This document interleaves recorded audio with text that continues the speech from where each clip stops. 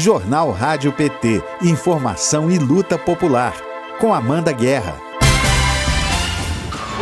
Entrevista.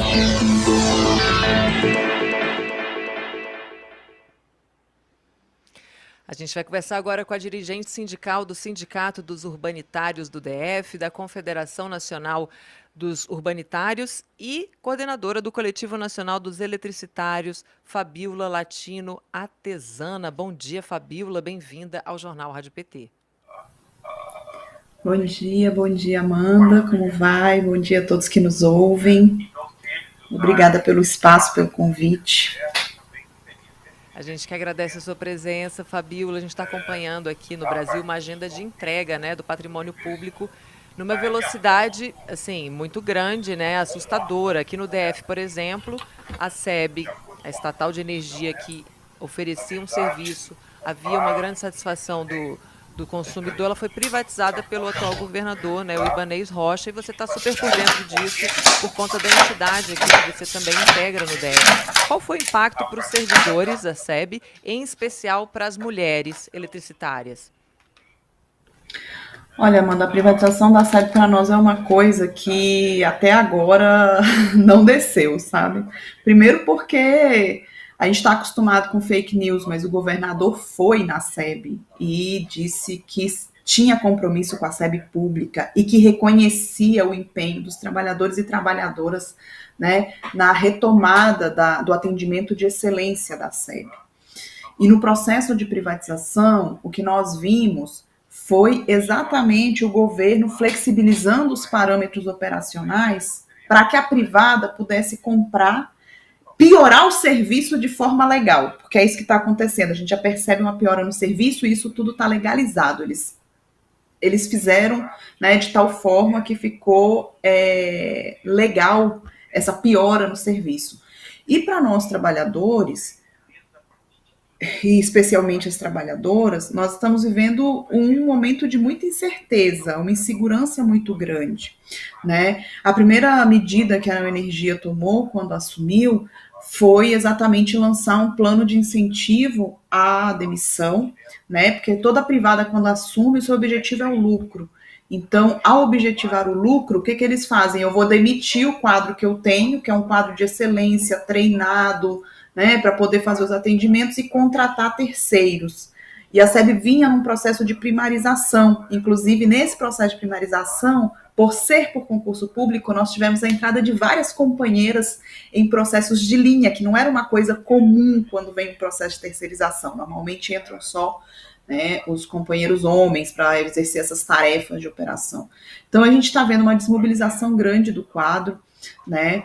Temos agora, vencendo em abril, o nosso acordo coletivo de trabalho que garantiu uma certa estabilidade no emprego aos trabalhadores que permanecem e que isso, inclusive, já está sendo ameaçado pela Neoenergia, né? E nós sabemos que todo o processo de privatização vem acompanhado da precarização e que, para nós mulheres, esse aspecto ele é mais pesado, né? Então, nós estamos aí, assim, percebendo que o movimento que vem pela Neoenergia é o movimento que nós vimos acontecer na CELG, quando foi privatizada, em que mais de 50% do seu quadro foi desmobilizado. E com isso, consequentemente, vem a piora do serviço. E o Brasil está pagando, né, a segunda conta de energia mais cara do mundo. Uma dos argumentos, né, para a privatização é, além da melhora, a criação de uma concorrência, que eu não sei que concorrência é essa, porque a gente só tem a Neoenergia, e também uma piora no abastecimento. Eu queria que você falasse também, no futuro do Brasil, quais são as consequências dessas privatizações em escala, dessas empresas, dessas estatais, né, nos estados, o que pode acontecer no nosso país a médio e longo prazo com todas essas privatizações? Segmentos, né? O segmento da geração, da transmissão e da distribuição. Aqui a SEB era distribuição, e é isso, a distribuição é um monopólio natural, não tem como ter concorrência, porque você ganha aquele serviço e você fica com ele pelo prazo que está estipulado no contrato, que normalmente são prazos de 20 ou 30 anos, né? E nesse período, a princípio, você tem uma regulação da agência reguladora do setor elétrico, a ANEEL, que tem claramente um tratamento diferenciado entre uma empresa privada e uma empresa estatal. Prova disso é exatamente o que aconteceu agora na privatização da SEB. Para a SEB, a SEB pública, os indicadores operacionais de atendimento eram uns. Para a Neoenergia, né, a nova Neoenergia, a SEB privatizada, esses indicadores foram flexibilizados. Ou seja, eu posso te dar um atendimento pior. E a gente vê isso acontecendo no Brasil inteiro, né? O Pará, ele sofreu um processo de privatização na década de 90, em que a empresa que comprou faliu e depois foi novamente privatizado. Foi entregue a outra empresa do setor privado e o Pará hoje acho que é a segunda maior tarifa do Brasil. O Brasil, que é a maior tarifa do mundo, o Pará seria a segunda maior do Brasil. Né? Então, no ramo da distribuição, nós não temos competição, porque a distribuição é um monopólio natural nos estados. Há hoje em discussão um projeto que, inclusive, entrou na pauta dessa semana no Congresso Nacional, que eles chamam de portabilidade da energia. Né? É um nome bonito, a ideia seria fazer o que faz as linhas de telefone, em que se eu não estou satisfeita com a Claro, eu vou para Oi, ou então eu vou para TIM. Só que há uma diferença muito grande nesse processo. Porque a nossa estrutura física, ela depende dos cabos. Como é que eu vou optar aqui no Distrito Federal por pegar uma energia que venha do Maranhão, por exemplo, e isso não vai custar mais caro para mim, consumidor? Se o Maranhão não tem linha que chega até aqui, ele vai ter que, digamos, pagar um aluguel para a Neoenergia para poder fazer chegar essa energia aqui. Então, o projeto em si, ele apresenta uma série de problemáticas que as próprias associações do setor apontam que deveriam ser sanados antes de seguir esse processo. E o que acontece para nós consumidores, né? A gente continua refém, pagando tarifas altas, né? E sem a garantia de um serviço de excelência de fato. A capital do país, né? Nós aqui, Brasil, a Brasília, a gente não sente tanto como sentem os estados do norte, né? Ali nos interiores e do Nordeste nos seus interiores, com a precarização do serviço. A gente sente, claro que a gente está sentindo já várias áreas, inclusive áreas nobres, ficando bastante tempo sem energia, né, demorando até o restabelecimento da energia. Mas quando a gente pensa em país, né, a gente vê que a privatização do ramo de distribuição foi para atender interesses naquele momento de determinados nichos de mercado em total desrespeito ao direito do consumidor. Né? Então, o que a gente vê é que não mantendo essa estrutura de uma lógica privada dentro de um setor que é essencial para a população, cada vez mais nós vamos pagar mais por aquilo que não nos pode faltar em casa. Isso pensando enquanto consumidor residencial, né? Não estou nem falando de escala produtiva. Mas, assim, energia elétrica hoje é um bem essencial. A gente não faz nada sem energia elétrica. E a gente acaba ficando refém desses grupos, né, que acabaram se apossando desse ramo específico, desse segmento da distribuição. Tem uma questão também, Fabíola, que entre as estatais, né, aquelas pesquisas de satisfação entre as empresas públicas, a SEB sempre figurou muito bem, né? Qual foi o argumento utilizado pelo governo do Distrito Federal para conseguir levar adiante o processo de uma empresa que era bem sucedida, que tinha uma satisfação alta entre a população? Como é que acontece esse trâmite? Eu queria que você explicasse para a gente, até para a população ficar atenta. Como é que é feita essa inversão aí, né, dos conceitos, né, para fazer acreditar que vai haver algum benefício? Porque eu sempre soube que a SEB tinha uma colocação muito boa entre as empresas estatais, eu acho que ficava em terceiro, se eu estiver errada, você me corrige. Eu queria entender em que lugar a SEB estava antes desse processo e qual foi a articulação do governo do Distrito Federal para conseguir levar adiante o processo de privatização. Então, as distribuidoras, elas são concessões, né? Sejam elas estatais ou privadas. Quando você está tratando de uma concessão, você tem um contrato. E aí, o que acontece? Em um dado momento, mais atrás, a SEB já tinha tido tentativas de privatização. Naquele momento, os indicadores da SEB, os operacionais, pioraram bastante. Porque é isso. Todo o processo de privatização, ele vem atrelado a quê? A falta de investimento, né, uma política de desinvestimento da empresa e precarização, né, das condições de trabalho para aquela categoria. Tudo isso resulta numa piora no serviço. Né? Então, parte desses indicadores compõe o contrato junto à agência reguladora. Nós temos indicadores financeiros, nós temos indicadores operacionais.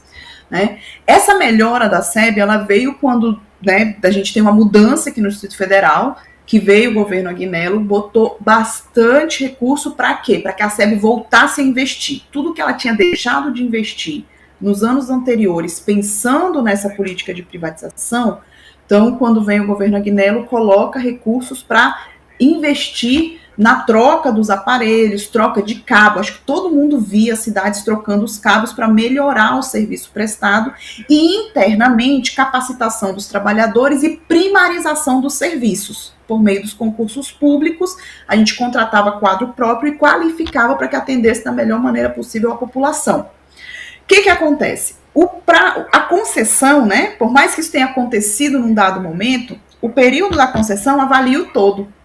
E aí o governo se valeu daquele momento de piora para dizer, olha, vocês não podem aqui ter um outro momento de ruptura do contrato, porque a gente já tinha rompido lá atrás, né, com alguns indicadores operacionais e inclusive financeiros por conta da falta de investimento. E aí era o que estava acontecendo nesse momento. A gente estava voltando a ter um problema no quesito financeiro, não no quesito operacional. Por isso é que a SEB melhorou tanto no ranking nacional, sendo premiada, né, nacionalmente por conta do serviço de excelência prestado à população. Mas no quesito financeiro, ficou ali uma parcelinha, né, que foi o motivo, assim, foi o que eles encontraram como argumento para dizer, vocês estão quebrando o contrato, a quebra de contrato enseja, então, em um processo de, a gente chama de privatização, eles chamam, né, no processo de licitação, esse leilão que aconteceu, porque a gente teria, então, quebrado o contrato de concessão junto à ANEEL. E aí é exatamente isso, qual é o papel da agência reguladora, né, porque a agência reguladora, enquanto a SEB era pública, dizia, olha, que você não pode quebrar esse contrato em nenhuma vírgula. Mas a gente vê coisas parecidas acontecendo em outros estados, seja no ramo da distribuição, seja no da transmissão ou na da geração, e um tratamento diferenciado para com as privadas. Né? Prova disso é o apagão que aconteceu no estado do Amapá, em que era uma coisa que, sinceramente, você olhava toda a documentação, você via, né, a falta de investimento por parte da privada e você não viu nenhuma ação sendo tomada. A agência, por mais que ela tenha braços nos estados, ela não consegue abarcar todos os rincões do país, né? E talvez por ser uma agência privada, né? A gente sempre diz isso. Como é que a gente está submetido às regras de mercado, nessa lógica privada do lucro pelo lucro, sem pensar também no papel social que tem essas empresas, né? Porque as empresas estatais, elas têm um papel social muito forte na sua prestação de serviço. E energia elétrica, por ser um bem essencial, tem uma prestação de serviço social muito pesado, que não é considerado como em nenhum tipo de indicador. Né? Muito pelo contrário, são questões que muitas vezes são consideradas para desabonar o desempenho da empresa junto à agência reguladora.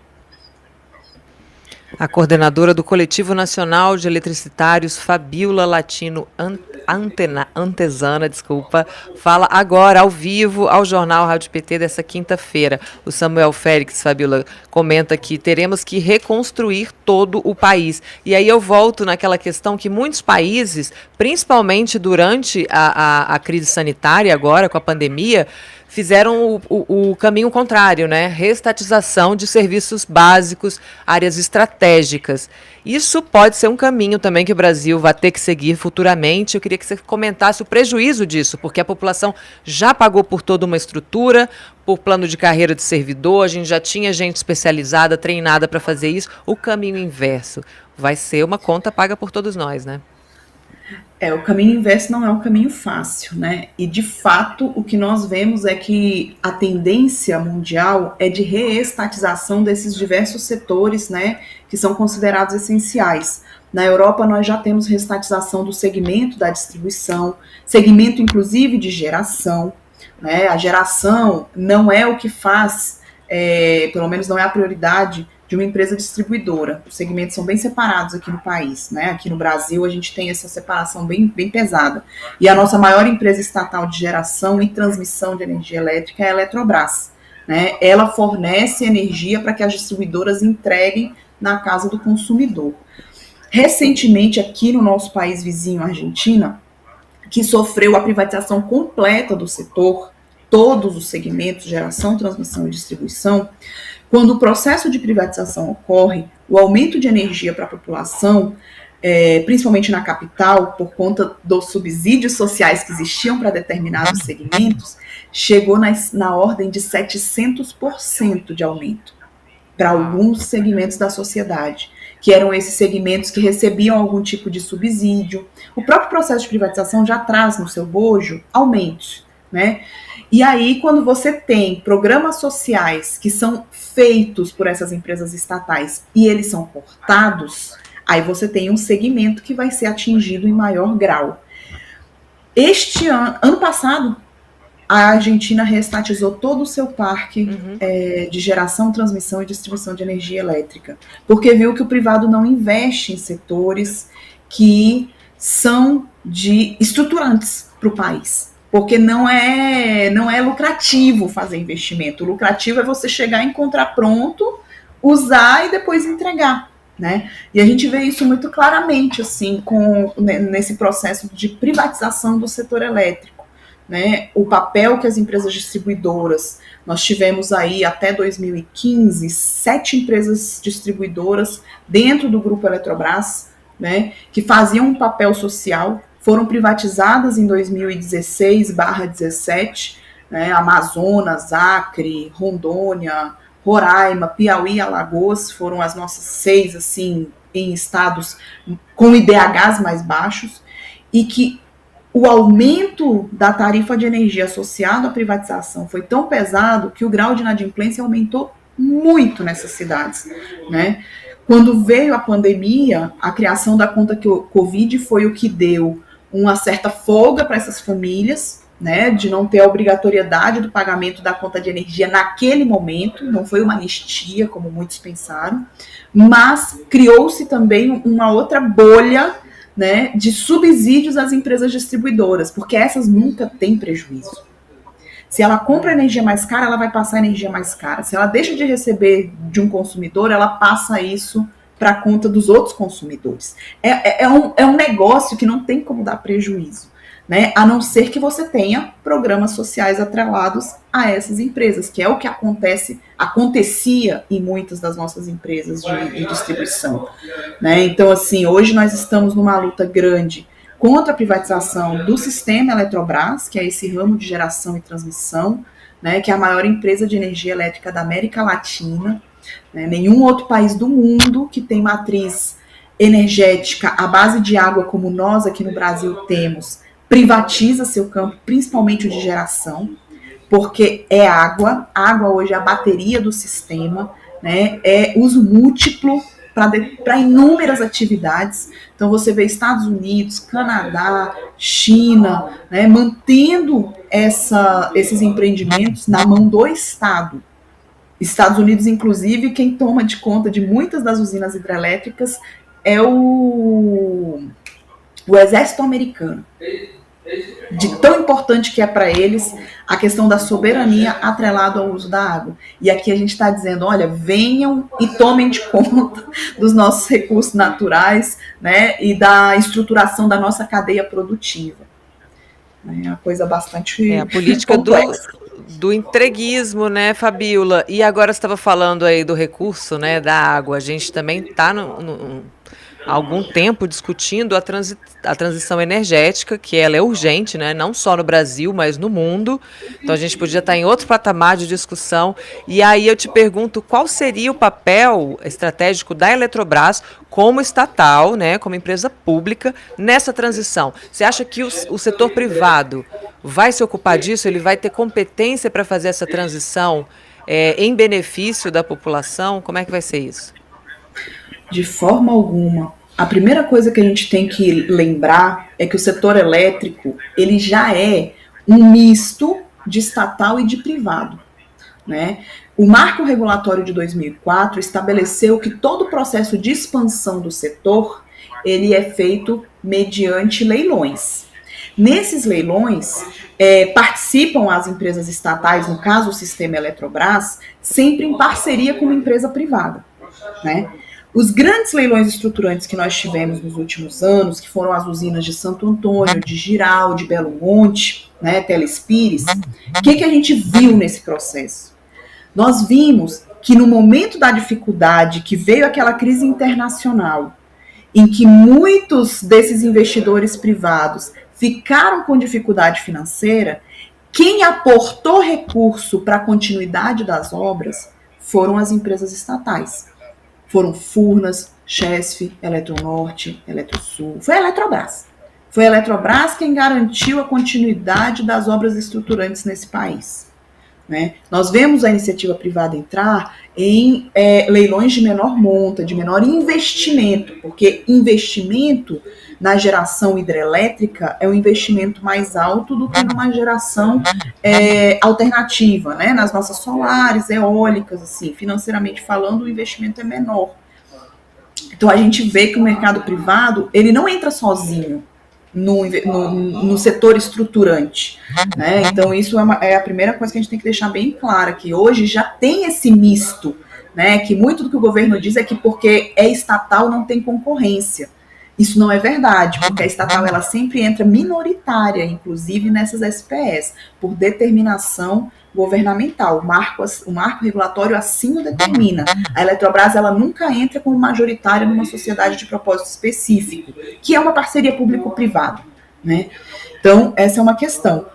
A outra questão é, no processo da transição energética, né, e a lei que privatiza a Eletrobras, porque essa lei foi aprovada no Congresso Nacional em meio à pandemia, por medida provisória, onde o Congresso sequer se encontrava presencialmente para fazer discussão, ela preveu,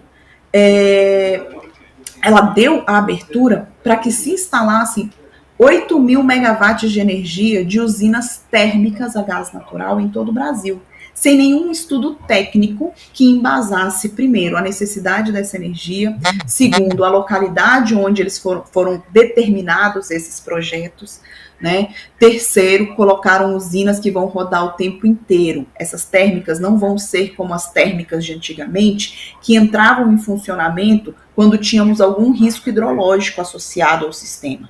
Elas vão entrar para funcionar permanentemente, é o que a gente chama das térmicas inflexíveis.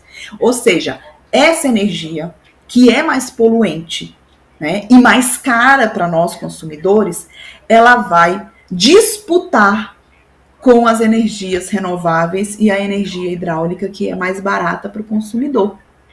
Então, não tem como a gente pensar um projeto de transição energética dentro do que foi feito já por esse governo, por esse desgoverno, em que ao permitir a privatização da Eletrobras, permitiu também uma pequena mudança na regulação do setor elétrico, fazendo com que o nosso setor elétrico ficasse mais sujo. E o Brasil sempre foi referência em matriz, né, em investimento para matriz renovável, solar e eólica. Hoje o Nordeste, ele é praticamente um produtor e um consumidor da energia renovável que produz. A energia hidrelétrica do Nordeste já vem para abastecer os outros estados do Sudeste e do Sul. Eles produzem energia solar e eólica e eles consomem essa energia solar e eólica. Então nós temos no Brasil uma condição assim de recursos naturais que nenhum outro país do mundo tem. E é isso que a gente está abrindo mão. Então nós vamos na contramão do mundo. Nós estamos entregando, né, os nossos recursos hídricos, a bateria do sistema, os reservatórios, 50% dos reservatórios de água desse país estão hoje com o sistema Eletrobras, que é exatamente essa bateria do setor elétrico. Nós estamos entregando, né, essa descontinuidade das renováveis e estamos trazendo energia térmica a gás natural e a carvão mineral, porque também foi aprovado recentemente aí mais uma grande leva de térmicas a carvão mineral, sem necessidade, inclusive, né? A gente tem propostas para a Eletrobras pública, já que eles diziam que a gente perdeu capacidade e relevância no sistema, em que nós usaríamos placas solares sob esses grandes reservatórios que já existem, onde você minimiza impacto social, impacto ambiental desses empreendimentos, e você teria condição de colocar muito mais energia no sistema sem precisar sujar a nossa matriz, como foi feito agora com a aprovação dessa lei. O retrocesso, né, na contramão do que deveria ser feito. A gente conversou agora com a coordenadora do Coletivo Nacional dos Eletricitários, Fabíola Latino Atesana. Muito obrigada, Fabíola, pelos esclarecimentos, pela sua participação aqui com a gente na edição de hoje. Eu que agradeço a oportunidade, só reforçar que nós temos o nosso canal chamado Salve a Energia pelo Futuro do Brasil, que é um canal onde a gente coloca as informações sobre o sistema Eletrobras, a sua importância, os prejuízos para a sociedade, se essa privatização efetivamente chegar a acontecer. E o site é esse mesmo, né? salveenergia.com.br, a gente pode acompanhar por aí. Exatamente. Maravilha, vou colocar aqui no chat também, pessoal, para a gente poder acessar e acompanhar as informações, as atualizações dos servidores que estão aí na luta pelo setor. Muito obrigada, Fabíola, bom dia para você. Obrigada e bom dia. Rádio PT, aqui toca democracia.